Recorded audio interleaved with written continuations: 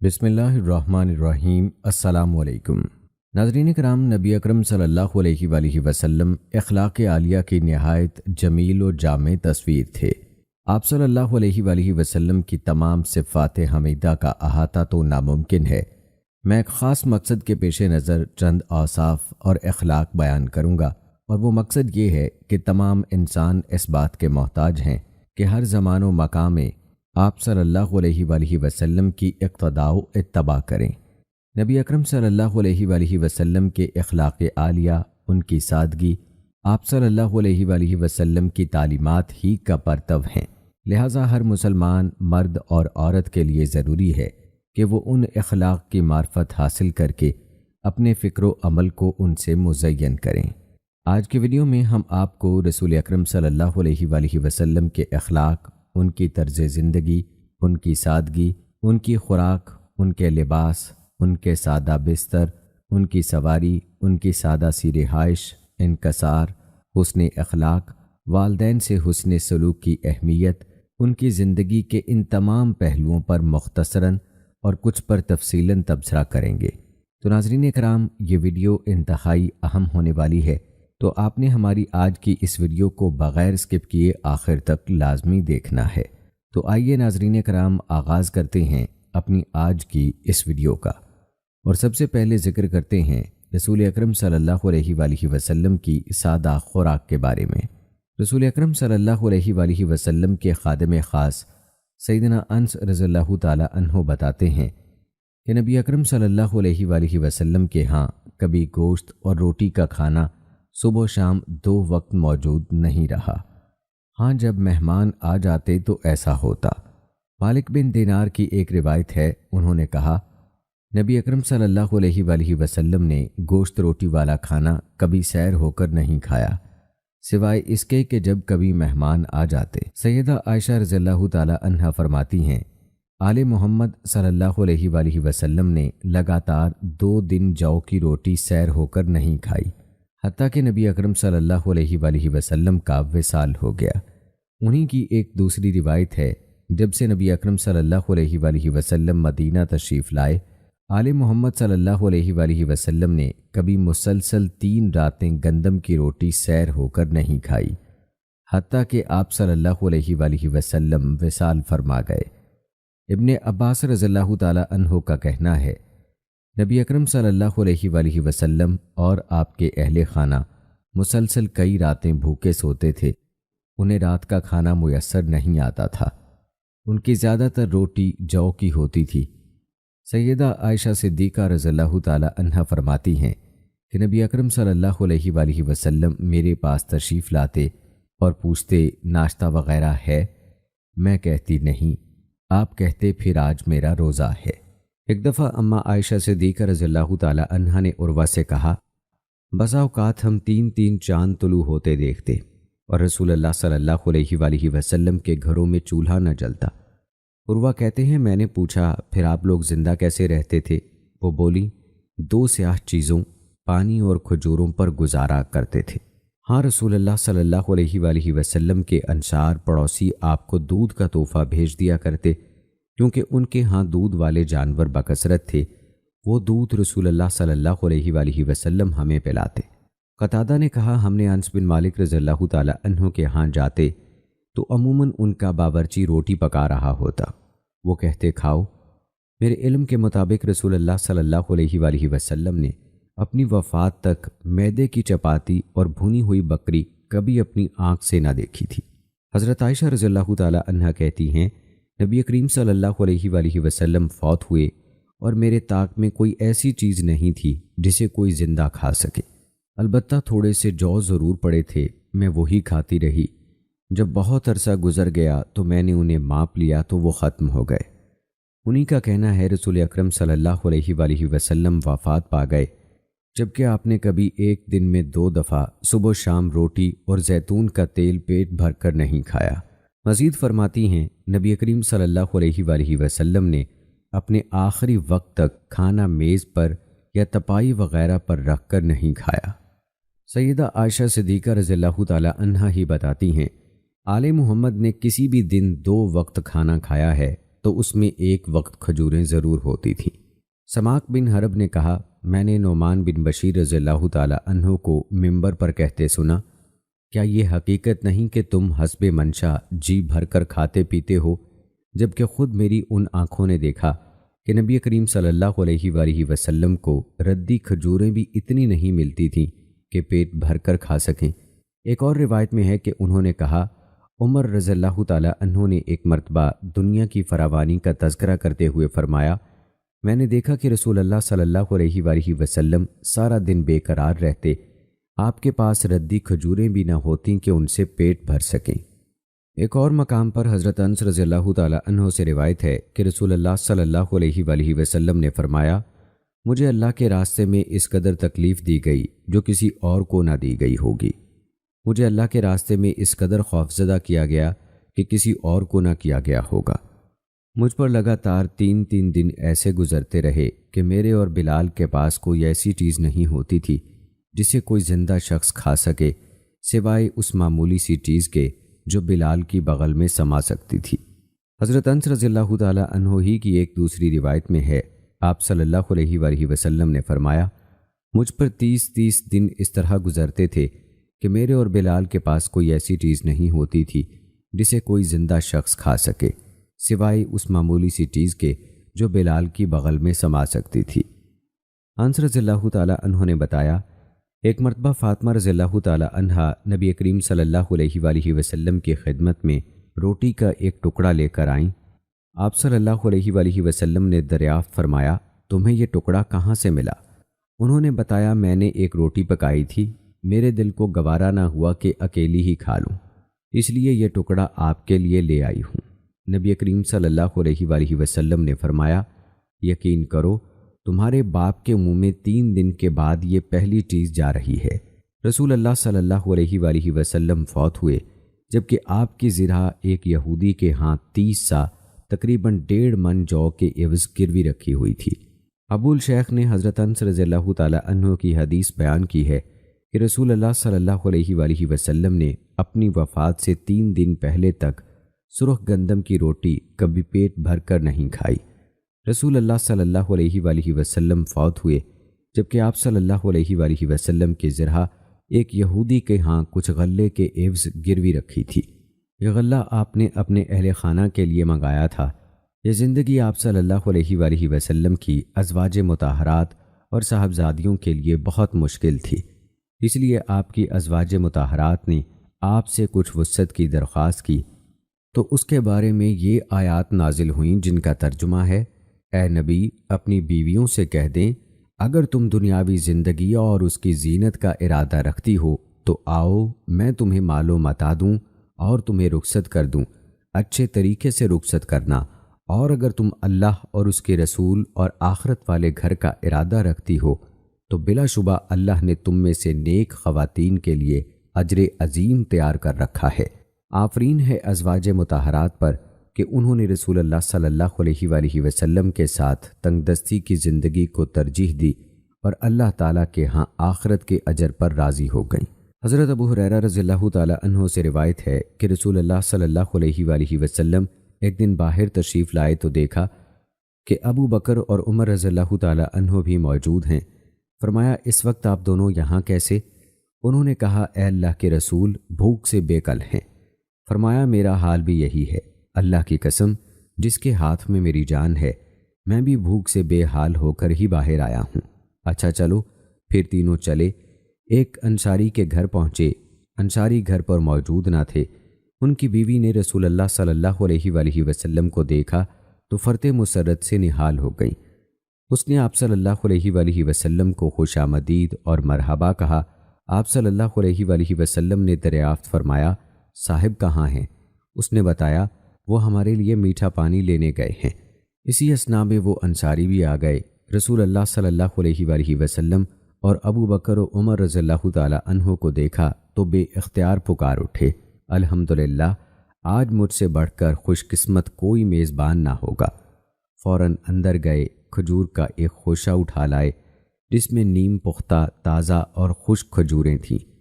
بولے، سردست یہ تناول فرمائیں۔ پھر چھری پکڑی اور ایک جانب چل دیے۔ رسول اللہ صلی اللہ علیہ وآلہ وسلم ان کے تیور بھانپ گئے، فرمایا دیکھنا دودھ والی بکری ذبح نہ کرنا۔ پھر وہ بکری ذبح کر کے لائے، تینوں نے بکری کا گوشت کھایا، کھجوریں تناول کیں اور میٹھا پانی نوش جان کیا۔ خوب سیر ہو چکے تو رسول اللہ صلی اللہ علیہ وآلہ وسلم نے ابو بکر و عمر رضی اللہ تعالی عنہ سے فرمایا، قسم اس ذات کے جس کے ہاتھ میں میری جان ہے، قیامت کے دن تم سے ان نعمتوں کے بارے میں سوال ہوگا۔ تم گھروں سے بھوک کے مارے بے قرار نکلے تھے، اب اتنی نعمتیں تناول کر کے گھر جا رہے ہو۔ غزوہ خندق کے واقعات میں ہم بتا چکے ہیں کہ سیدنا جابر بن عبداللہ رضی اللہ تعالی عنہ نے رسول اللہ صلی اللہ علیہ وآلہ وسلم کے چہرہ انور پر بھوک کے آثار دیکھے تھے۔ بھوک اس قدر شدید تھی کہ آپ کو مجبوراً پیٹ پر پتھر باندھنے پڑے تھے۔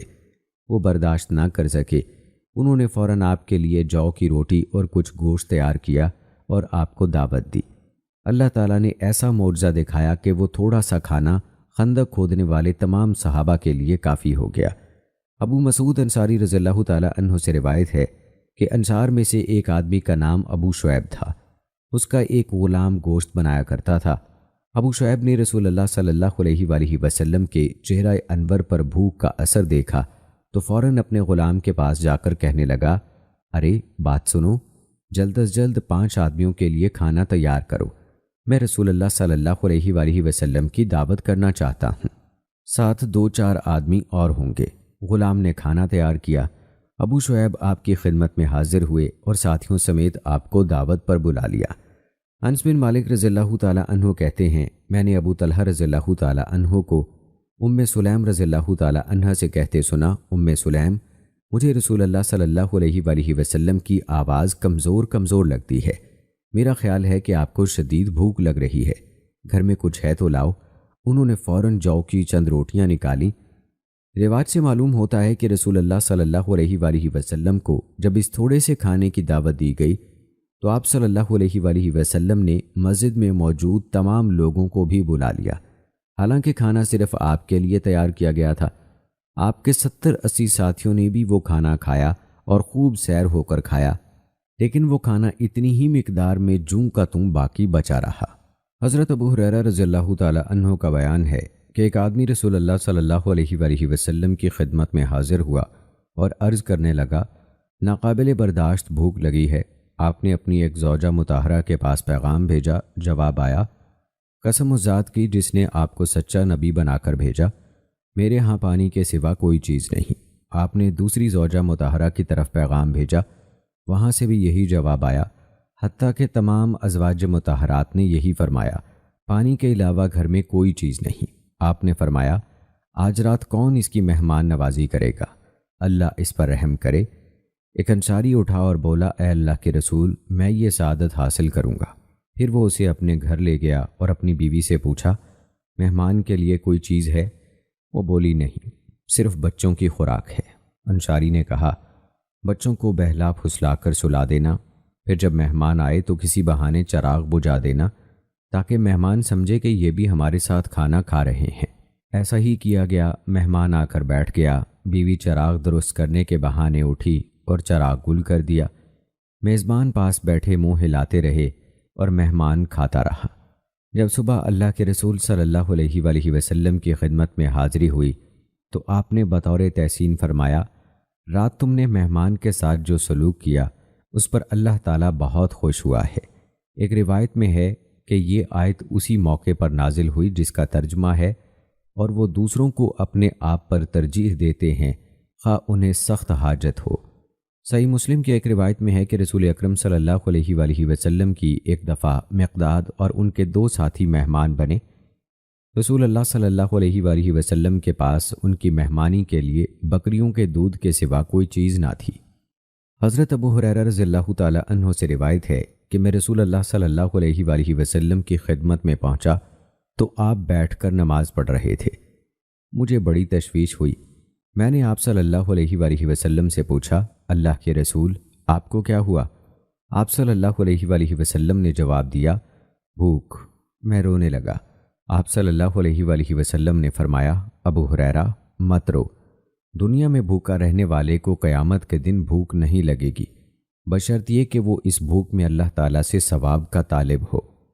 یہاں اس بات کی وضاحت ضروری ہے کہ ابو طلحہ رضی اللہ تعالیٰ عنہ کی طرف منسوب یہ روایت کسی قابل حجت سند سے روایت نہیں ہوئی کہ ہم نے رسول اللہ صلی اللہ علیہ وآلہ وسلم سے بھوک کی شکایت کی اور اپنے پیٹ ننگے کر کے دکھائے، جن پر ایک ایک پتھر باندھا تھا۔ رسول اللہ صلی اللہ علیہ وآلہ وسلم نے اپنے بطن مبارک سے کپڑا ہٹایا تو اس پر 2 پتھر بندھے تھے۔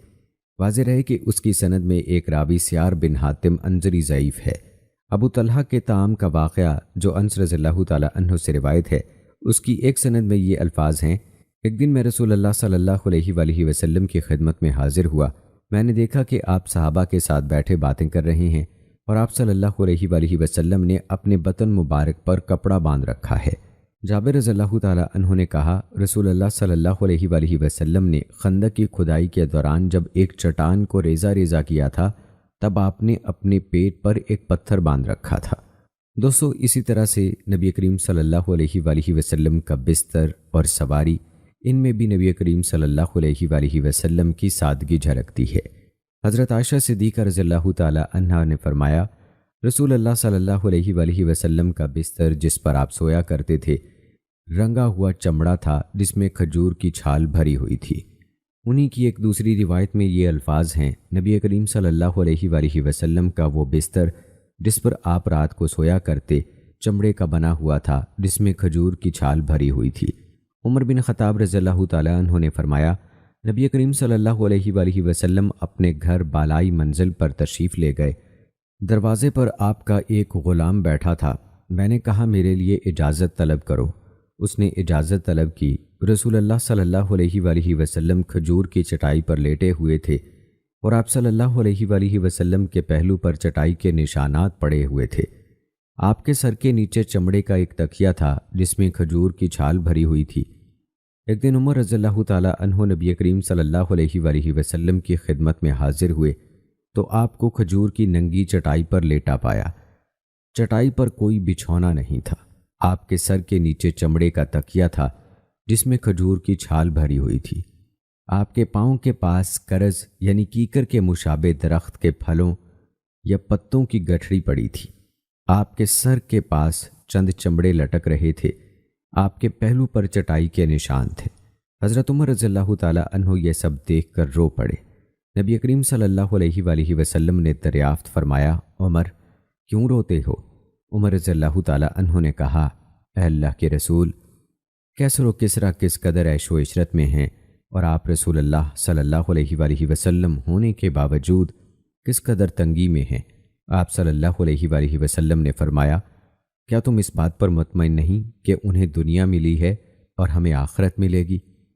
حضرت عائشہ صدیقہ رضی اللہ تعالیٰ عنہا فرماتی ہیں، ہمارے گھر میں کھجور کی ایک چٹائی تھی جسے دن کے وقت ہم بچھا لیتے اور رات کو اسی کا ایک حجرہ سا بنا لیتے تھے۔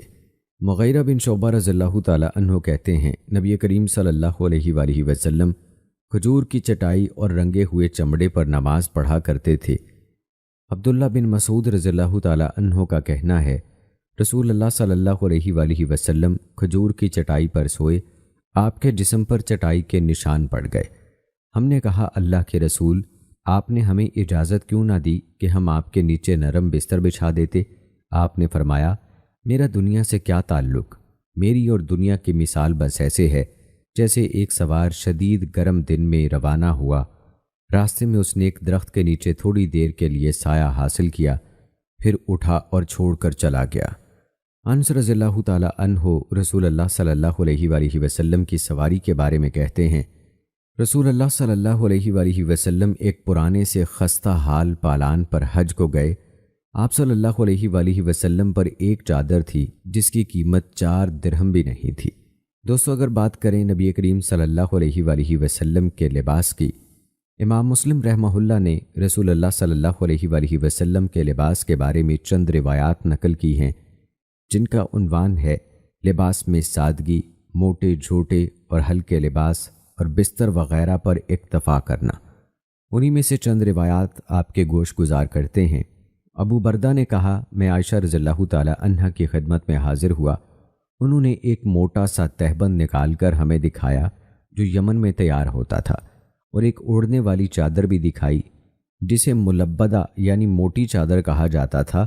پھر انہوں نے اللہ تعالیٰ کی قسم کھا کر فرمایا، رسول اللہ صلی اللہ علیہ وآلہ وسلم نے ان 2 کپڑوں میں وفات پائی۔ عائشہ رضی اللہ تعالیٰ عنہا فرماتی ہیں، نبی کریم صلی اللہ علیہ وآلہ وسلم ایک دن گھر سے نکلے، آپ نے سیاہ بالوں سے بنی ہوئی چادر اوڑھ رکھی تھی جس پر پالانوں کی تصویریں بنی ہوئی تھیں۔ ابو نعیم، ابن عدی اور ابن عرابی نے احوص بن حکیم کے طریق سے روایت کی۔ احوص نے خالد بن معدان سے اور انہوں نے عبادہ بن صامت رضی اللہ تعالیٰ عنہ سے روایت کی۔ انہوں نے کہا کہ ایک دفعہ رسول اللہ صلی اللہ علیہ وآلہ وسلم نے ہمیں ایک اونی سیاہ دھاری دار چادر پہن کر نماز پڑھائی۔ آپ نے اس کے ایک سرے کو بائیں کاندھے کے اوپر دائیں بازو کے نیچے سے گزار کر سینے پر باندھنا چاہا تو وہ تنگ پڑ گئی۔ تب آپ نے اپنی گردن کے پیچھے اس کے دونوں کناروں کو گرہا لگا دی۔ اس کے علاوہ آپ کے پاس کوئی چادر نہ تھی۔ امام ابو داؤد رحمہ اللہ نے جابر بن سلیم حجیمی سے روایت کی۔ انہوں نے کہا، میں اللہ کے رسول صلی اللہ علیہ وآلہ وسلم کی خدمت میں حاضر ہوا تو آپ ایک سیاہ اونی چادر کے ساتھ گوٹھ مارے بیٹھے تھے اور اس چادر کے کنارے آپ کے پاؤں پر لٹک رہے تھے۔ ابن عساکر نے عائشہ رضی اللہ تعالی عنہا سے روایت کی۔ انہوں نے بتایا کہ رسول اللہ صلی اللہ علیہ وآلہ وسلم کے کپڑے کا طول 4 ہاتھ اور 1 بالشت ہوتا تھا اور عرض 1 ہاتھ اور 1 بالشت۔ رسول اللہ صلی اللہ علیہ وآلہ وسلم کی مبارک زندگی ہر پہلو سے سادگی کی تصویر تھی۔ آپ نے فرمایا تھا، یقیناً سادگی ایمان سے ہے۔ رسول اللہ صلی اللہ علیہ وآلہ وسلم نے دنیا کی بے وقتی کو خوب واضح کیا۔ جابر رضی اللہ تعالی عنہ سے روایت ہے کہ اللہ کے رسول صلی اللہ علیہ وآلہ وسلم بالائی مدینہ سے آتے ہوئے بازار سے گزرے۔ آپ کے ارد گرد بہت سے لوگ تھے۔ آپ کا گزر بکری کے ایک مردار بچے کے پاس سے ہوا۔ اس کے کان چھوٹے چھوٹے تھے۔ آپ نے اس کا کان پکڑ کر فرمایا، تم میں سے کون اسے 1 درہم میں لینے پر راضی ہے؟ لوگوں نے کہا، ہم تو اسے 1 پیسے میں لینے کے بھی روادار نہیں، بھلا اس کا کیا فائدہ ہے؟ آپ نے دریافت فرمایا، اچھا تم ایسا جانور مفت لینے پر تیار ہو؟ لوگوں نے کہا، اگر یہ زندہ ہوتا تب بھی یہ عیب دار شمار ہوتا، کیونکہ اس کے کان بہت چھوٹے ہیں اور اب تو یہ مرا ہوا ہے۔ آپ صلی اللہ علیہ وآلہ وسلم نے فرمایا، اللہ کی قسم، اللہ تعالیٰ کے نزدیک دنیا اس مردار سے بھی کم حیثیت ہے۔ رسول اللہ صلی اللہ علیہ وآلہ وسلم نے فرمایا، دنیا مومن کے لیے قید خانہ اور کافر کے لیے جنت ہے۔ مزید فرمایا، دنیا اللہ تعالیٰ کے ہاں مچھر کے پر کے برابر بھی حیثیت رکھتی تو وہ کسی کافر کو دنیا میں پانی کا ایک گھونٹ پینے کو نہ دیتا۔ رسول اللہ صلی اللہ علیہ وآلہ وسلم نے ایک موقع پر فرمایا، تونگری سامان کی کثرت سے نہیں ہوتی، اصل تونگری تو دل کی بے نیازی ہے۔ نبی کریم صلی اللہ علیہ وآلہ وسلم کا ارشاد ہے، دنیا میں انسان ان 3 چیزوں کے سوا کسی چیز کا حقدار نہیں۔ گھر چیز میں وہ رہ سکے، اتنا کپڑا جس سے اپنا تن ڈھانپ سکے، روکھی سوکھی روٹی اور پانی۔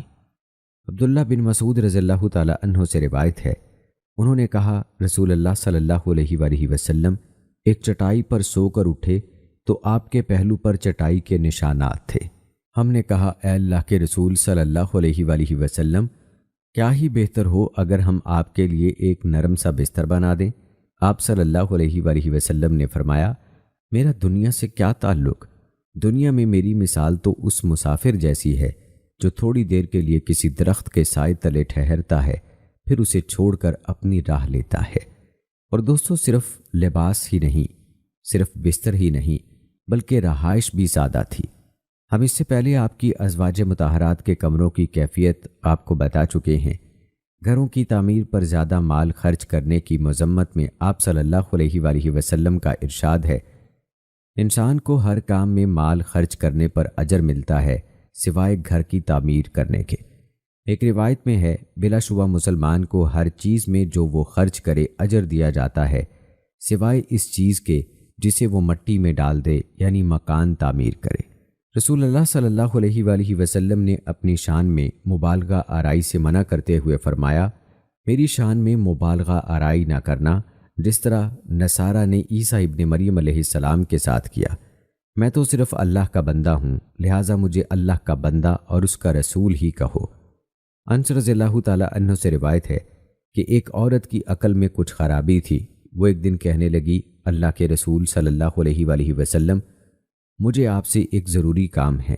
آپ نے فرمایا، اللہ کی بندی، مدینہ منورہ کی جس گلی میں بھی تمہیں کام ہے میں تمہارے ساتھ جانے کو تیار ہوں۔ پھر آپ اس کے ساتھ ایک گلی میں گئے اور اس کا کام کیا۔ امام نووی رحمہ اللہ اس حدیث کی شرح میں لکھتے ہیں، اس کا مطلب یہ ہے کہ آپ صلی اللہ علیہ وآلہ وسلم اس کے ساتھ چلتے چلتے راستے میں ایک جگہ کھڑے ہو گئے تاکہ آپ اس کی بات علیحدگی میں سن کر اسے جواب دیں۔ میں کہتا ہوں کہ کچھ علماء نے اس امر اجنبی عورت کے ساتھ علیحدگی اختیار کرنے کو رسول اللہ صلی اللہ علیہ وآلہ وسلم کی خصوصیات میں شمار کیا ہے، جیسے سیوطی نے اپنی کتاب میں لکھا ہے، اہل مدینہ کی لونڈیوں میں سے کوئی لونڈی اپنے کام کے لیے جہاں چاہتی آپ صلی اللہ علیہ وآلہ وسلم کا ہاتھ پکڑ کر آپ کو لے جاتی۔ ابن حجر نے یہاں لکھا ہے کہ ہاتھ پکڑنے سے مراد یہ ہے کہ اس کی درخواست پر آپ بلا تاخیر اس کے ساتھ چل پڑتے اور اس معاملے میں رحم دلی اور نرمی کا مظاہرہ کرتے۔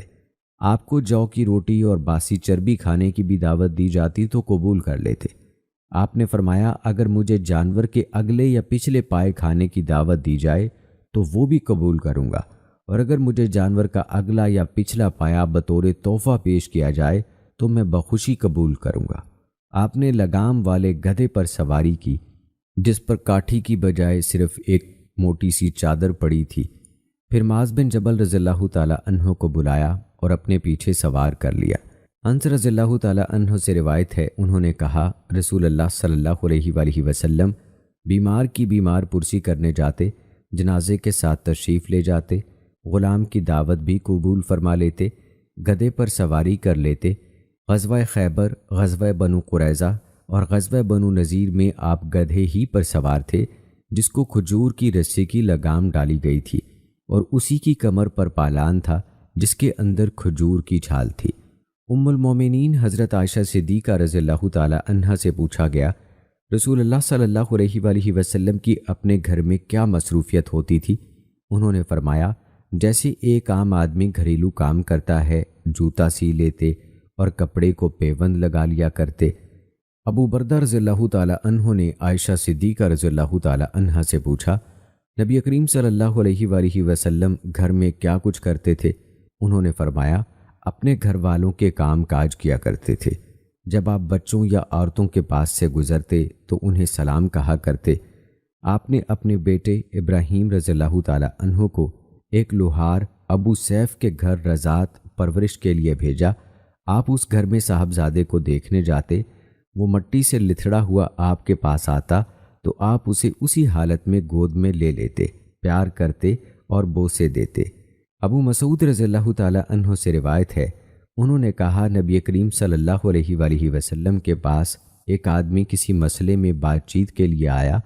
وہ مرعوب ہو کر کانپنے لگا۔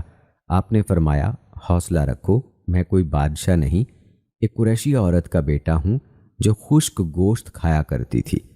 حضرت ابو ہریرہ رضی اللہ تعالی عنہ اور ابو ذر رضی اللہ تعالی عنہ نے بتایا، نبی کریم صلی اللہ علیہ وآلہ وسلم صحابہ کرام کے درمیان میں بیٹھتے تھے، کوئی اجنبی آ جاتا تو اسے پتہ نہ چلتا کہ رسول اللہ صلی اللہ علیہ وآلہ وسلم کون ہیں، اسے پوچھنا پڑتا۔ ہم نے نبی کریم صلی اللہ علیہ وآلہ وسلم سے استدعا کی کہ ہم آپ کے لیے امتیازی نشست بنا دیتے ہیں تاکہ کوئی اجنبی آئے تو پہچان جائے۔ چنانچہ ہم نے آپ کے لیے گارے کا ایک تھڑا بنا دیا، اس پر آپ تشریف رکھتے اور ہم ارد گرد بیٹھ جاتے۔ حضرت انس رضی اللہ تعالی عنہ کا بیان ہے، رسول اللہ صلی اللہ علیہ وآلہ وسلم نے میز یا تپائی پر کھانا نہیں کھایا، نہ آپ چھوٹی چھوٹی پیالیوں وغیرہ میں کھاتے، یہاں تک کہ آپ صلی اللہ علیہ وآلہ وسلم اللہ تعالیٰ سے جا ملے۔ آپ بوسیدہ مشکیزے سے پانی پی لیا کرتے تھے۔ صحابہ کرام رضوان اللہ مجمعین کو آپ صلی اللہ علیہ وآلہ وسلم سے بڑھ کر کوئی شخص محبوب نہ تھا، مگر وہ جب آپ صلی اللہ علیہ وآلہ وسلم کو آتا دیکھتے تو کھڑے نہ ہوتے، کیونکہ انہیں علم تھا کہ رسول اللہ صلی اللہ علیہ وآلہ وسلم یہ عمل پسند نہیں فرماتے۔ رسول اللہ صلی اللہ علیہ وآلہ وسلم نے عاجزی و انکساری کی تعریف اور تکبر کی مذمت کرتے ہوئے فرمایا، سنو، کیا میں تمہیں اہل جنت کے بارے میں نہ بتاؤں؟ ہر کمزور و کم مرتبہ آدمی جسے کمزور اور کم مرتبہ خیال کیا جاتا ہے، اگر وہ اللہ تعالیٰ پر قسم ڈال دے تو اللہ ضرور اسے پورا کرتا ہے۔ سنو، کیا میں تمہیں اہل نار کے متعلق نہ بتاؤں؟ ہر سخت مزاج، بدخلق اور متکبر۔ رسول اللہ صلی اللہ علیہ وآلہ وسلم نے مزید فرمایا، اور جو کوئی اللہ کے لیے انکساری کرتا ہے اللہ اسے بلند کر دیتا ہے۔ چونکہ بڑائی اور کبریائی اللہ تعالیٰ کی صفات میں سے ہے، اللہ تعالیٰ نے اسے اپنے مومن بندوں کے لیے حرام قرار دیا ہے۔ رسول اللہ صلی اللہ علیہ وآلہ وسلم نے اس کے بارے میں فرمایا، عزت اللہ تعالیٰ کا تہبند اور بڑائی اس کی چادر ہے۔ اللہ نے فرمایا، جو مجھ سے چھینا جھپٹی کرے میں اسے عذاب دوں گا۔ دوستو، یہ تھا تذکرہ حضور نبی کریم صلی اللہ علیہ وآلہ وسلم کی سادگی کا۔ آئیے اب تذکرہ کرتے ہیں نبی کریم صلی اللہ علیہ وآلہ وسلم کے حسن اخلاق کا۔ حضرت سعد بن عامر رضی اللہ تعالی عنہ نے ام المومنین حضرت عائشہ صدیقہ رضی اللہ تعالی عنہا سے درخواست کی، اے ام المومنین، مجھے اللہ کے رسول صلی اللہ علیہ وآلہ وسلم کے اخلاق کے بارے میں کچھ بتائیے۔ انہوں نے پوچھا، کیا تم قرآن نہیں پڑھتے؟ میں نے کہا، کیوں نہیں؟ فرمایا، اللہ کے نبی صلی اللہ علیہ وآلہ وسلم کا اخلاق قرآن تھا۔ اللہ تعالیٰ نے آپ صلی اللہ علیہ وآلہ وسلم کو خلق عظیم سے متصف بتلایا ہے۔ فرمانے باری تعالیٰ ہے، اور بلا شبہ تو خلق عظیم پر فائز ہے۔ صحابہ اکرام نے اس سے زیادہ کچھ نہیں کیا اور نہ وہ کر سکتے تھے کہ اس آیت کریمہ میں اللہ تعالیٰ نے نبی کریم صلی اللہ علیہ وآلہ وسلم کے اخلاق کا جو اجمالی نقشہ کھینچا وہ اس کی تفصیل بیان کر دیں۔ دوستو، رسول اللہ صلی اللہ علیہ وآلہ وسلم بدترین شخص کے ساتھ بھی خندہ روئی سے پیش آتے اور اس کی بات پوری توجہ سے سنتے تاکہ وہ آپ سے مانوس ہو جائے۔ انس بن مالک رضی اللہ تعالی عنہ نے پورے 10 سال آپ کی خدمت کی۔ آپ صلی اللہ علیہ وآلہ وسلم نے انہیں کبھی اف تک نہیں کہا۔ اگر ان سے اتفاقاً کوئی کام بگڑ گیا تو آپ صلی اللہ علیہ وآلہ وسلم نے یہ نہیں فرمایا کہ تم نے ایسا کیوں کیا۔ اگر ان سے کوئی کام نہیں ہو سکا تو آپ نے یہ نہیں پوچھا کہ تم نے یہ کام کیوں نہیں کیا۔ رسول اللہ صلی اللہ علیہ وآلہ وسلم بے حیا و بد کلام نہیں تھے، نہ بد کلامی کرنے کی کوشش کرتے، بازاروں میں شور نہیں مچاتے تھے، بدسلوکی کا بدلہ نہیں لیتے تھے، بلکہ چشم پوشی اور درگزر کیا کرتے تھے۔ رسول اللہ صلی اللہ علیہ وآلہ وسلم نے فرمایا، یقیناً تم میں سے بہترین لوگ وہ ہیں جو اخلاق کے لحاظ سے بہترین ہیں۔ رسول اللہ صلی اللہ علیہ وآلہ وسلم نے حضرت عائشہ رضی اللہ تعالی عنہا سے فرمایا، لوگوں میں سے بدترین آدمی وہ ہے جسے لوگ اس کی بد کلامی کی وجہ سے منہ نہ لگائیں۔ مزید فرمایا، مومن کی عزت اس کے دین کے حساب سے ہے، اس کی جوان مردی کا پتہ اس کی عقل سے چلتا ہے، اور حسب و نسب کا اندازہ اس کے اخلاق سے لگایا جاتا ہے۔ رسول اللہ صلی اللہ علیہ وآلہ وسلم نے لعنت بھیجنے سے منع فرمایا۔ آپ کا ارشاد ہے، کسی صدیق کے لائق نہیں کہ وہ لعنت بھیجنے والا ہو۔ نیز فرمایا، لعنت بھیجنے والے قیامت کے دن سفارشی یا گواہ نہیں ہوں گے۔ ایک دفعہ آپ سے درخواست کی گئی، مشرکین پر بد دعا کیجیے۔ آپ صلی اللہ علیہ وآلہ وسلم نے فرمایا، مجھے لعنت کرنے والا بنا کر نہیں بھیجا گیا، مجھے تو رحمت کرنے کی خاطر بھیجا گیا ہے۔ یہاں تک کہ آپ صلی اللہ علیہ وآلہ وسلم نے جانوروں پر لعنت بھیجنے سے بھی روکا ہے۔ آپ نے اس غامدی عورت کو بھی برا کہنا گوارا نہیں کیا جسے زنا کے جرم میں رجم کیا گیا تھا۔ نبی کریم صلی اللہ علیہ وآلہ وسلم کا ارشاد ہے، تم جہاں کہیں بھی ہو اللہ سے ڈرو، کوئی گناہ ہو جائے تو فوراً کوئی نیکی کر لو، گناہ مٹ جائے گا۔ لوگوں کے ساتھ اچھے طریقے سے پیش آؤ۔ نبی کریم صلی اللہ علیہ وآلہ وسلم نے فرمایا، جو حق پر ہونے کے باوجود جھگڑا چھوڑ دے، میں اس کے لیے جنت کے کنارے پر ایک مکان کی ضمانت دیتا ہوں۔ جو مذاق میں بھی جھوٹ نہ بولے، میں اس کے لیے جنت کے درمیان ایک گھر کی ضمانت دیتا ہوں، اور جس کے اخلاق اچھے ہوں میں اس کے لیے جنت کے بلند ترین حصے میں ایک مکان کا ضامن ہوں۔ حضرت عائشہ رضی اللہ تعالی عنہا کہتی ہیں، میں نے رسول اللہ صلی اللہ علیہ وآلہ وسلم کو فرماتے ہوئے سنا، اپنے حسن خلق کی وجہ سے ہمیشہ کے روزہ دار اور تہجد گزار کا درجہ حاصل کر لیتا ہے۔ رسول اللہ صلی اللہ علیہ وآلہ وسلم نے فرمایا، مجھے اعلیٰ اخلاق کی تکمیل کے لیے مبعوث کیا گیا ہے۔ نیز فرمایا، قیامت کے دن میرے نزدیک سب سے محبوب اور سب سے قریب وہ لوگ ہوں گے جو تم میں سب سے اچھے اخلاق والے ہیں، اور قیامت کے دن میرے نزدیک سب سے ناپسندیدہ اور مجھ سے دور وہ لوگ ہوں گے جو تم میں سے پاتونی، چبا چبا کر باتیں کرنے والے اور متفاحقون ہیں۔ پوچھا گیا متفاحقون کون ہیں؟ آپ صلی اللہ علیہ وآلہ وسلم نے فرمایا، تکبر کرنے والے۔ نبی کریم صلی اللہ علیہ وآلہ وسلم نے فرمایا، نیکی حسن خلق ہے۔ جب رسول اللہ صلی اللہ علیہ وآلہ وسلم سے پوچھا گیا کون سی چیز لوگوں کو جنت میں بکثرت داخل کرنے کا سبب ہے، تو آپ صلی اللہ علیہ وآلہ وسلم نے فرمایا، اللہ تعالیٰ کا ڈر اور حسن خلق۔ پھر آپ سے پوچھا گیا لوگوں کو جہنم میں بکثرت داخل کرنے والی چیز کون سی ہے، تو آپ نے فرمایا، منہ اور شرمگاہ۔ حضرت معاذ بن جبل رضی اللہ تعالیٰ عنہ نے کہا، جب میں نے یمن جاتے وقت اپنا پاؤں اونٹ کی رکاب میں رکھا تو رسول اللہ صلی اللہ علیہ وآلہ وسلم نے مجھے آخری وصیت یہ کی، معاذ، لوگوں کے لیے اپنا اخلاق اچھا رکھنا۔ ابو درداء رضی اللہ تعالیٰ عنہ نے کہا، میں نے نبی کریم صلی اللہ علیہ وآلہ وسلم کو فرماتے سنا، قیامت کے دن مومن کے ترازو میں کوئی چیز حسن خلق سے بڑھ کر وزنی نہیں۔ بلا شبہ اللہ تعالیٰ بے حیا بد کلام شخص کو انتہائی ناپسند کرتا ہے۔ ایک دوسری روایت میں ابو درداء رضی اللہ تعالیٰ عنہ نے کہا، میں نے رسول اللہ صلی اللہ علیہ وآلہ وسلم کو فرماتے ہوئے سنا، کوئی چیز ترازو میں حسن خلق سے بڑھ کر وزنی نہ ہوگی، اور حسن خلق والا شخص اپنے اخلاق کی بدولت ہمیشہ کے روزہ دار اور نمازی کا درجہ حاصل کر لیتا ہے۔ حضرت انس رضی اللہ تعالیٰ عنہ نے کہا، میں نے کبھی ایسا موقع نہیں دیکھا کہ کسی شخص نے رسول اللہ صلی اللہ علیہ وآلہ وسلم سے سرگوشی کی ہو اور آپ صلی اللہ علیہ وآلہ وسلم نے اپنا سر اس سے پہلے پرے کر لیا ہو، یہاں تک کہ وہ خود پہلے اپنا سر پرے کرتا۔ میں نے یہ بھی نہیں دیکھا کہ کسی شخص نے آپ کا ہاتھ پکڑا ہو اور آپ نے اس کا ہاتھ چھوڑ دیا ہو، یہاں تک کہ وہ خود آپ صلی اللہ علیہ وآلہ وسلم کا ہاتھ چھوڑتا۔ ایک دوسری روایت میں انس رضی اللہ تعالیٰ عنہ نے کہا، نبی کریم صلی اللہ علیہ وآلہ وسلم سے کوئی شخص ملتا اور مصافحہ کرتا تو آپ اس کے ہاتھ سے اپنا ہاتھ نہیں نکالتے تھے حتیٰ کہ وہ خود اپنا ہاتھ چھوڑتا، اور آپ اپنا چہرہ اس کے چہرے کے سامنے سے نہیں پھیرتے تھے، یہاں تک کہ وہ خود اپنا چہرہ پھیر لیتا۔ کبھی نہیں دیکھا گیا کہ آپ صلی اللہ علیہ وآلہ وسلم اپنا کسی ہم نشین کی طرف پاؤں پسار کر بیٹھے ہوں۔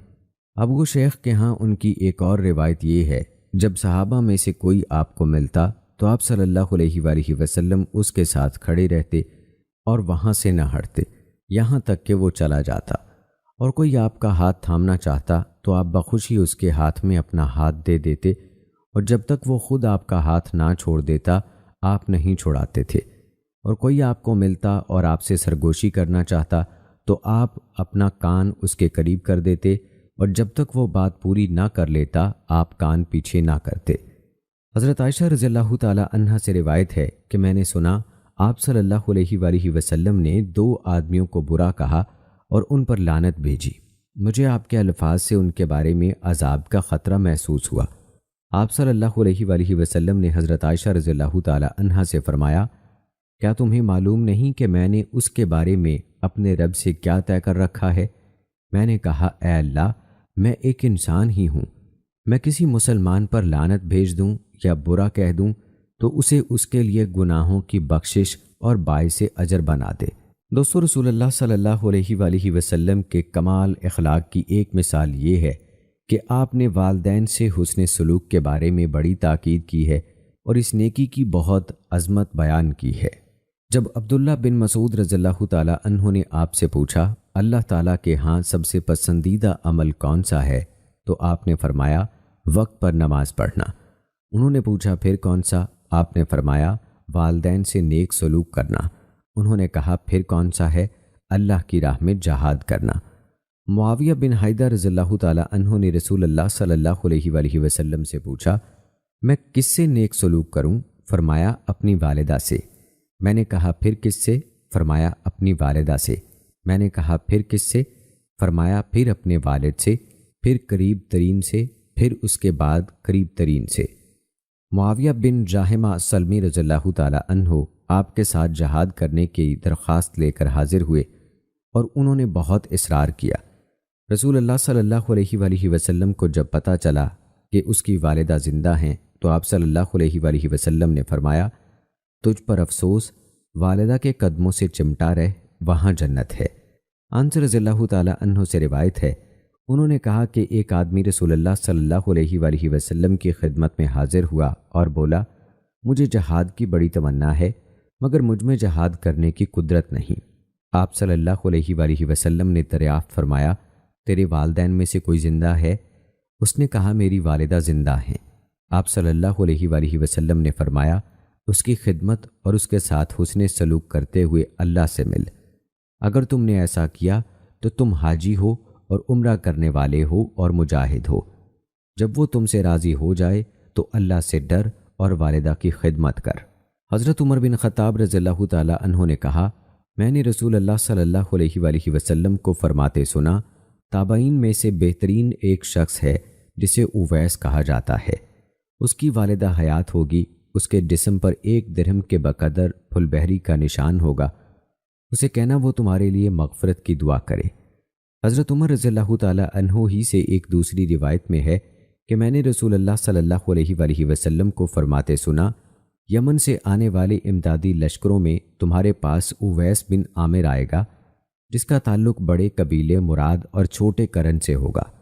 اسے پہلے دور میں پھل بحری رہی ہوگی، 1 درہم کے بقدر جگہ کے علاوہ باقی ٹھیک ہو چکی ہوگی۔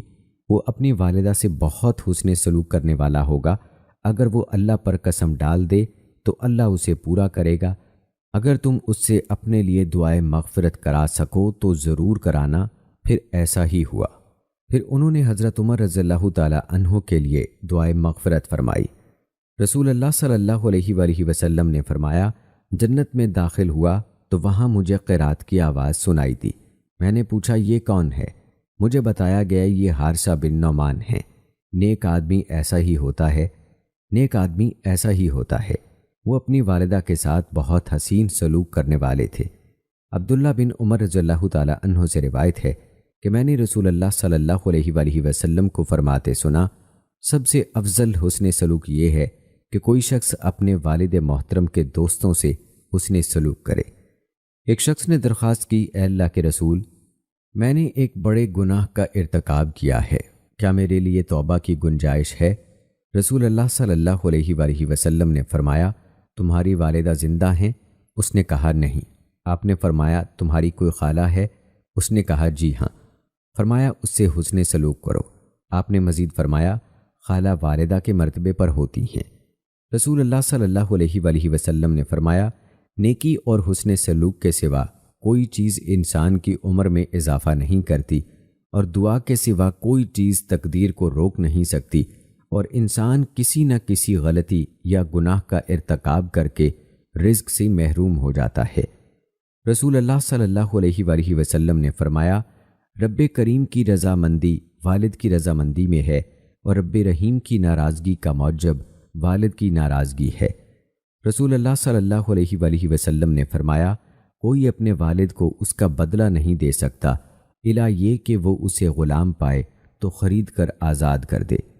رسول اللہ صلی اللہ علیہ وآلہ وسلم نے غزوہ حنین کے بعد جارانہ کے دن اپنی رضائی والدہ حلیمہ سعدیہ رضی اللہ تعالی عنہا کے لیے اپنی چادر زمین پر بچھا دی تھی۔ رسول اکرم صلی اللہ علیہ وآلہ وسلم اپنی والدہ آمنہ بنت وہب کی قبر کی زیارت کے لیے گئے تو خود بھی روئے اور دوسروں کو بھی رلایا اور فرمایا، میں نے اپنے رب کریم سے ان کے لیے دعائے مغفرت کی اجازت طلب کی تھی لیکن مجھے اجازت نہیں ملی۔ پھر میں نے ان کی قبر کی زیارت کرنے کی اجازت طلب کی تو مجھے اجازت مل گئی۔ قبروں کی زیارت کیا کرو کیونکہ قبریں تمہیں موت کی یاد دلاتی ہیں۔ دوستو، رسول اللہ صلی اللہ علیہ وآلہ وسلم کے با کمال اخلاق کی ایک مثال یہ ہے کہ آپ نے کبھی کسی معاملے میں اپنے لیے انتقام نہیں لیا، یہاں تک کہ اللہ کی حرام کردہ اشیاء کی حد تک کی جائے تب آپ اللہ کے لیے انتقام لیتے۔ کبھی ایسا نہیں ہوا کہ آپ سے کچھ مانگا گیا ہو اور آپ نے کہہ دیا ہو نہیں۔ رسول اللہ صلی اللہ علیہ وآلہ وسلم نے اس امر سے منع فرمایا کہ دو آدمی تیسرے کو چھوڑ کر سرگوشیاں کرنے لگے۔ آپ کا ارشاد ہے، جب تم 3 ساتھی اکٹھے ہو تو 2 آدمی تیسرے کو چھوڑ کر سرگوشیاں نہ کریں، کیونکہ اس سے وہ اذیت محسوس کرے گا۔ رسول رحمت صلی اللہ علیہ وآلہ وسلم نے ارشاد فرمایا، ان 3 اشخاص کا احترام و اکرام دراصل اللہ تعالیٰ کا اکرام ہے۔ سفید بالوں والا بوڑھا مسلمان، قرآن کا حافظ و عالم جو قرآن میں غلو کرے نہ اس سے بدسلوکی کرے، عدل و انصاف کرنے والا حکمران۔ رسول اللہ صلی اللہ علیہ وآلہ وسلم نے راستوں میں بیٹھنے سے منع فرمایا۔ اگر مجبوری ہو تو پھر راستے کے حقوق ادا کرنے کا حکم دیا۔ آپ صلی اللہ علیہ وآلہ وسلم کا ارشاد ہے، راستوں میں بیٹھنے سے پرہیز کرو۔ لوگوں نے کہا، اے اللہ کے رسول، راستوں میں بیٹھنا ہماری مجبوری ہے۔ اس پر آپ نے ارشاد فرمایا، اگر بیٹھے بغیر چارہ نہیں تو راستے کا حق ادا کیا کرو۔ لوگوں نے کہا، اے اللہ کے رسول، راستے کا حق کیا ہے؟ آپ صلی اللہ علیہ وآلہ وسلم نے فرمایا، نظر نیچی رکھنا، کسی کو تکلیف نہ دینا، سلام کا جواب دینا، نیکی کا حکم دینا اور برائی سے منع کرنا۔ رسول اللہ صلی اللہ علیہ وآلہ وسلم نے ساری زندگی کسی کو اپنے ہاتھ سے نہیں مارا، نہ کسی عورت کو، نہ خادم کو، الا یہ کہ اللہ تعالیٰ کے راستے میں جہاد کر رہے ہوں۔ رسول اللہ صلی اللہ علیہ وآلہ وسلم نے سلام عام کرنے کا حکم دیا۔ آپ صلی اللہ علیہ وآلہ وسلم سے پوچھا گیا، اسلام کے کاموں میں بہترین کام کون سے ہیں؟ آپ نے فرمایا، کھانا کھلانا اور ہر شخص کو سلام کہنا، چاہے جان پہچان ہو یا نہ ہو۔ رسول اللہ صلی اللہ علیہ وآلہ وسلم نے راستے سے تکلیف دہ چیزیں ہٹانے کا حکم دیا۔ آپ کا ارشاد ہے، ایک آدمی چل رہا تھا، اس نے راستے میں ایک کانٹے دار شاخ پڑی دیکھی، اس نے اسے ہٹا دیا، اللہ تعالیٰ نے اس کی قدر کی اور اسے معاف فرما دیا۔ رسول اللہ صلی اللہ علیہ وآلہ وسلم نے صدقہ کرنے کی بڑی تاکید فرمائی ہے۔ آپ صلی اللہ علیہ وآلہ وسلم کا ارشاد ہے، جہنم کی آگ سے بچو، چاہے نصف کھجور کے ذریعے سے، اور اگر یہ نہ ہو تو اچھی بات کے ذریعے سے۔ مزید فرمایا، ہر نیکی صدقہ ہے، یہ بھی نیکی ہے کہ تم اپنے بھائی سے خندہ روئی سے ملو، یا اپنے ہاتھ سے نکالا ہوا پانی اپنے بھائی کے برتن میں انڈیل دو۔ نیز فرمایا، اپنے بھائی کو دیکھ کر مسکرانا بھی صدقہ ہے۔ مزید فرمایا، کسی بھی نیکی کو حقیر نہ جانو، چاہے وہ یہی ہو کہ تم اپنے بھائی سے ہنستے مسکراتے چہرے سے ملو۔ رسول اللہ صلی اللہ علیہ وآلہ وسلم خود بھی نہایت خندہ جبیں تھے، صحابہ کرام کو دیکھ کر مسکراتے تھے، ان کی باتوں پر خوش ہو کر ہنس پڑتے، ان کے ساتھ مل جل کر رہا کرتے۔ بسا اوقات اس قدر ہنسی آ جاتی کہ آپ صلی اللہ علیہ وآلہ وسلم کی ابتدائی داڑھیں نظر آ جاتی۔ رسول اللہ صلی اللہ علیہ وآلہ وسلم نے قطع تعلقی سے منع فرمایا ہے۔ آپ کا ارشاد ہے، کسی شخص کے لیے حلال نہیں کہ 3 دن سے زیادہ اپنے مسلمان بھائی سے تعلقات منقطع رکھے، کہ جب دونوں ایک دوسرے سے ملیں تو ایک اپنا منہ ادھر پھیر لے اور دوسرا ادھر۔ ان دونوں میں سے بہتر وہ ہے جو سلام کرنے میں پہل کرے۔ رسول اللہ صلی اللہ علیہ وآلہ وسلم نے خود غرضی سے منع فرمایا۔ آپ کا ارشاد ہے، تم میں سے کوئی مومن نہیں ہو سکتا جب تک اپنے بھائی کے لیے وہی چیز پسند نہ کرے جو اپنے لیے پسند کرتا ہے۔ رسول اللہ صلی اللہ علیہ وآلہ وسلم نے فرمایا، بازاری ہنگاموں فتنوں سے بچو۔ نبی کریم صلی اللہ علیہ وآلہ وسلم نے منع فرمایا کہ کسی کو اس کے ماں باپ کی حیثیت جتا کر آر دلائی جائے۔ ایک دفعہ ابو ذر رضی اللہ تعالی عنہ نے بلال رضی اللہ تعالی عنہ کو طعنہ دیا، او کالی لونڈی کے بیٹے۔ رسول اللہ صلی اللہ علیہ وآلہ وسلم نے فرمایا، ابو ذر، تم نے اسے اس کی ماں کا طعنہ دیا، تم میں ابھی تک جاہلیت باقی ہے۔ رسول اللہ صلی اللہ علیہ وآلہ وسلم نے گالی گلوچ سے منع فرمایا۔ آپ کا ارشاد ہے، 2 گالی گلوچ کرنے والے شیطان ہیں جو ایک دوسرے سے بکواس کرتے اور جھوٹ بولتے ہیں۔ رسول اللہ صلی اللہ علیہ وآلہ وسلم نے فضولیات سے منع فرمایا ہے۔ آپ صلی اللہ علیہ وآلہ وسلم کا ارشاد گرامی ہے، آدمی کے حسن اسلام میں سے یہ ہے کہ وہ غیر متعلقہ کاموں میں دخل نہ دے۔ رسول اللہ صلی اللہ علیہ وآلہ وسلم نے سلام کے آداب بھی بیان کیے ہیں۔ آپ صلی اللہ علیہ وآلہ وسلم نے فرمایا، چھوٹا بڑے کو، گزرنے والا بیٹھے ہوئے کو، قلیل کثیر کو اور سوار پیدل کو سلام کرے۔ رسول اللہ صلی اللہ علیہ وآلہ وسلم کو یہ بات اچھی لگتی تھی کہ آدمی کو اس کے پسندیدہ ترین نام اور کنیت سے بلائیں۔ رسول اللہ صلی اللہ علیہ وآلہ وسلم نے تاکید کی ہے کہ کوئی شخص دو ساتھیوں کے درمیان ان کی اجازت کے بغیر نہ بیٹھے۔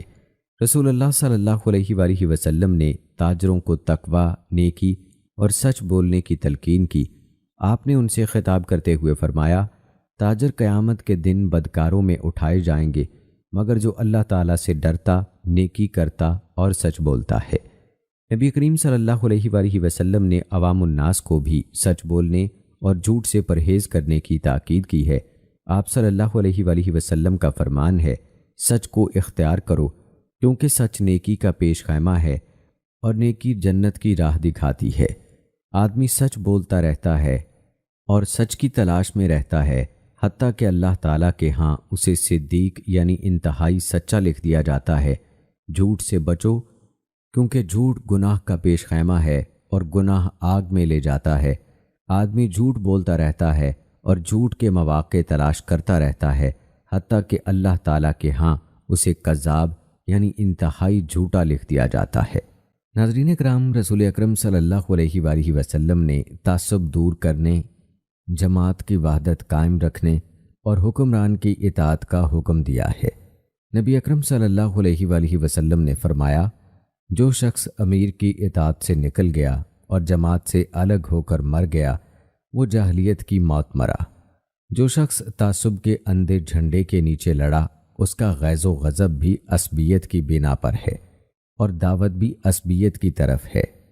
وہ مارا گیا تو اس کی موت بھی جاہلیت والی ہوگی۔ جو شخص میری امت کے خلاف خروج اور بغاوت کرتا ہے، نیک کو بھی مارتا ہے اور برے کو بھی، نہ اسے مومن کے قتل کی پرواہ ہے نہ کسی زمین کے عہد کی، اس کا بھی مجھ سے اور میرا اس سے کوئی تعلق نہیں۔ ناظرین، نبی اکرم صلی اللہ علیہ وآلہ وسلم نے ذات پات کے امتیاز کو سختی سے ممانعت فرمائی ہے۔ اسی بنا پر نبی اکرم صلی اللہ علیہ وآلہ وسلم نے ابو عمر بن حفص رضی اللہ تعالی عنہ کی متعلقہ فاطمہ بنت قیس کو اسامہ بن زید رضی اللہ تعالی عنہ سے نکاح کرنے کا حکم دیا۔ حالانکہ اسامہ کی والدہ حبشی لونڈی تھی اور ان کے والد گرامی بھی کسی دور میں غلام رہ چکے تھے۔ اس کے مقابلے میں نبی اکرم صلی اللہ علیہ وآلہ وسلم نے فاطمہ کو معاویہ بن ابی سفیان اور ابو جہم رضی اللہ تعالی عنہ سے شادی کی اجازت نہیں دی۔ فاطمہ بنت قیس اپنی شادی کی تفصیل خود بیان کرتی ہیں، نبی اکرم صلی اللہ علیہ وآلہ وسلم نے میرے زمانہ عدت میں مجھے حکم دیا، جب تمہاری عدت ختم ہو جائے تو مجھے بتانا۔ جب عدت ختم ہوئی تو میں نے آپ صلی اللہ علیہ وآلہ وسلم کو اطلاع دی۔ اس وقت تک مجھے معاویہ، ابو جہم اور اسامہ رضی اللہ تعالی عنہ شادی کا پیغام بھیج چکے تھے۔ آپ صلی اللہ علیہ وآلہ وسلم نے فرمایا، معاویہ تو فقیر آدمی ہے اور ابو جہم عورتوں کو پیٹنے میں بہت مشہور ہے، البتہ اسامہ بن زید سے نکاح مناسب ہے۔ میں نے یوں ہی ہاتھ نچاتے ہوئے کہا، اسامہ اسامہ۔ نبی اکرم صلی اللہ علیہ وآلہ وسلم نے فرمایا، اللہ تعالیٰ اور نبی اکرم صلی اللہ علیہ وآلہ وسلم کی اطاعت تیرے لیے بہتر ہے۔ میں نے نبی اکرم صلی اللہ علیہ وآلہ وسلم کے ارشاد کے مطابق اسامہ سے نکاح کر لیا اور اس قدر خوش قسمت رہی کہ دوسری عورتیں مجھ پر رشک کرتی تھیں۔ نبی اکرم صلی اللہ علیہ وآلہ وسلم نے اسامہ رضی اللہ تعالی عنہ کے والد زید بن حارثہ رضی اللہ تعالی عنہ کی شادی اپنی پھوپھی زاد بہن زینب بنت جاحش اسدیہ رضی اللہ تعالی عنہ سے کی اور عبد الرحمن بن عوف قریشی رضی اللہ تعالی عنہ کی ہمشیرہ کی شادی بلال حبشی رضی اللہ تعالی عنہ سے کی۔ رسول اکرم صلی اللہ علیہ وآلہ وسلم کو پتہ چلا کہ ایک منافق نے سلمان فارسی رضی اللہ تعالی عنہ، صہیب رومی رضی اللہ تعالی عنہ اور بلال حبشی رضی اللہ تعالی عنہ کی توہین کی ہے، تو آپ صلی اللہ علیہ وآلہ وسلم غضبناک ہو کر اٹھے اور مسجد میں لوگوں سے خطاب فرمایا، اے لوگو، تمہارا رب ایک ہے، تمہارا والد ایک ہے، تمہارا دین ایک ہے، تمہارا عربی ہونا ماں باپ کی بنا پر نہیں بلکہ عربی زبان کی وجہ سے ہے، جو بھی عربی بولتا ہے وہ عربی ہے۔ تو ناظرین کرام، اس طرح سے اللہ کے پیارے نبی اکرم صلی اللہ علیہ وآلہ وسلم نے ذات پات کا فرق بھی ختم کر دیا تھا۔ یہ تھے عادات و اطوار اور یہ تھا طرز زندگی، یہ تھی سادگی اور یہ طرز حیات جو ہمارے لیے بہترین نمونہ ہیں، ہمارے پیارے نبی حضرت محمد مصطفیٰ سرکار دو عالم صلی اللہ علیہ وآلہ وسلم کا۔ تو ناظرین کرام، یہ تھی ہماری آج کی ویڈیو۔ امید کرتے ہیں کہ آپ کو پسند آئی ہوگی۔ آج کی اس ویڈیو کے متعلق اپنی رائے کا اظہار کمنٹ باکس میں لازمی کیجیے گا۔ مجھے اگلی ویڈیو تک اجازت دیں۔ فی امان اللہ۔